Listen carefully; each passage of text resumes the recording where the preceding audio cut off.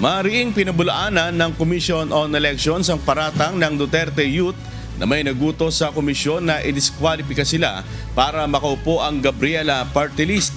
Giit ng COMELEC, batay sa merito ng kaso at hindi sa politika ang desisyon at hindi rin tiyak kung sino ang makikinabang kung maaalis ang Duterte Youth.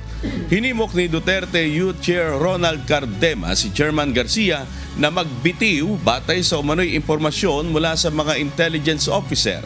Nilinaw ni Garcia na wala siyang direktang papel sa kaso at ang issue ay nakasalalay sa kung karapat-dapat ba talagang ma-accredit ang grupo.